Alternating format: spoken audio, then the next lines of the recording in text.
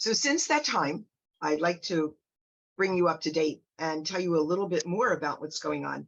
We have University of Maryland here, and they have an amazing cancer center.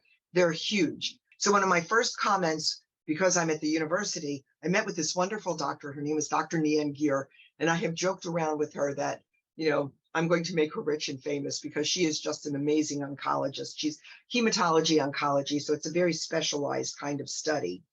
And so since that time of diagnosis, in November, I met with Dr. Nian Gear and her team, and they were going to introduce me to a whole new line of pharmaceuticals. You have to do whatever you can do to keep me going, and I'll do whatever I can do as well. I want to be in every research protocol that you have available. And do you know, they did. There was a Japanese company. They were very good, and they were very interested in looking at phase 1, 2, and 3 chemotherapeutic agents for people with ALL. And sure enough, because I had that Philadelphia chromosome, which is so bad, because that's when chromosomes 9 and 22 can switch. And once they switch, other chromosomes in your body can start switching.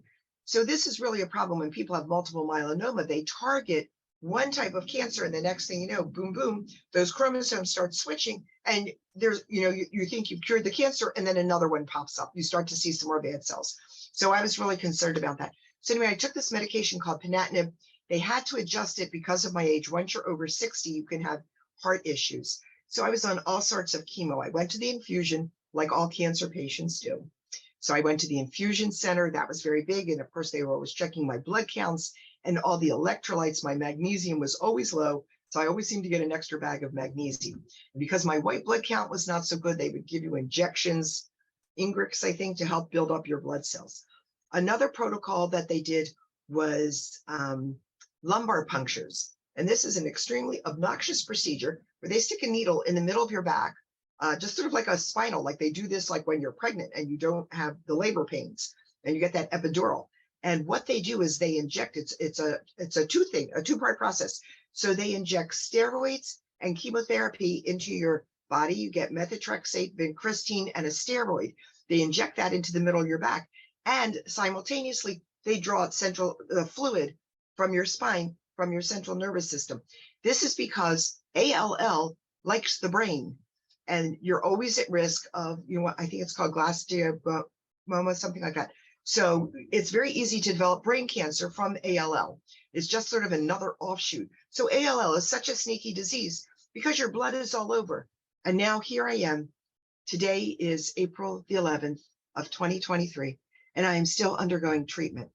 So what happens? They give me the chemotherapy, the infusions, the lumbar punctures. They had to do all sorts of testing to see if I would qualify for a bone marrow transplant, because they called the bone marrow transplant the cure for ALL. So on June 2nd of 2020, after 3 short-term hospitalizations and 1 month-long hospitalization, I received my BMT. I had an international donor, a young woman from Israel. We actually, after 2 years, they're allowed to share the name. So I have her name, and we've actually been able to WhatsApp each other. But prior to that, in February of 2020, I held a bone marrow drive. I have to tell you, my doctors have been so optimistic the entire time. The bone marrow team, I met with like the head of the oncology department, and I now go to an allogenic clinic for treatment. So one of the things I started doing, I like to be on Facebook, and there's all these leukemia groups. So I started doing a lot of things on Facebook. I was joining groups and writing to people back and forth. And the next thing I know, somebody's offering free art lessons. Because of COVID, not only could I not have visitors in the hospital, sometimes my husband would just drop me off. I couldn't drive. I had hand tremors from the medication, and I couldn't see well. I had a cataract surgery. All these weirdo things come up, from the treatments. And every time I'd be like, oh, I've got a terrible stomach ache and I'm nauseous and I was throwing up all week. I've had like 2 normal meals, and they're like, oh, just eat Zofran. So the hospital was so into symptom management that I felt like they were missing like me as a whole person. But I got really lucky. Thank God they did the bone marrow transplant. I had a great team. My family's been really supportive.